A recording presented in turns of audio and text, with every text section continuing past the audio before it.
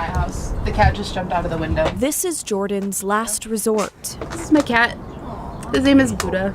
After life on the streets, she now has a tiny home in this low-barrier Southeast Portland shelter. It's like as close to normalcy as we can get. True for her and about 40 others. It's not enough. It's not enough to meet the demands. Now, this homeless village by the Moda Center, it has both tents and tiny homes, and it's independently run, so the county doesn't play a role here. Yet they're seeing such a demand that they turn people away each night. And it really hurts having to turn people away every day because you can clearly see that they need it. Her concerns echoed in a city-led audit of the county's Joint Office of Homeless Services released Tuesday. We recommend that the Joint Office use a more data-informed approach to assess need, to be able to look for ways to expand that capacity. Casey Jones is Portland's Audit Services Director.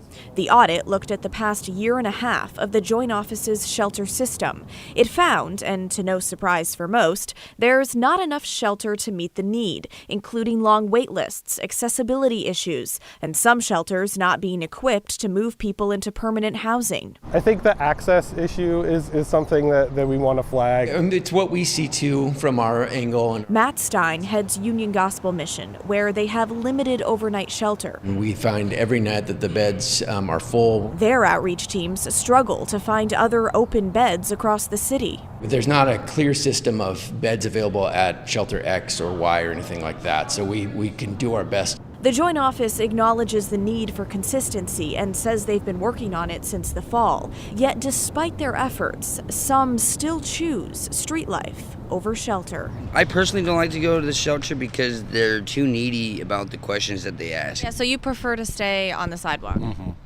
And why is that? I just have the freedom to just I can get up and move whenever. I'm homeless by choice, and I'd rather not be using resources that I don't absolutely need. Yeah, that's the reality for some folks. So Blair, what did the report recommend? What does the Joint Office need to do next? So David, a few things. Tracking is one. Tracking the number of available beds and where they are. Refining the referral process so the beds aren't being held for people who don't show up. And then creating concrete goals to move people out of shelter and into permanent housing. David?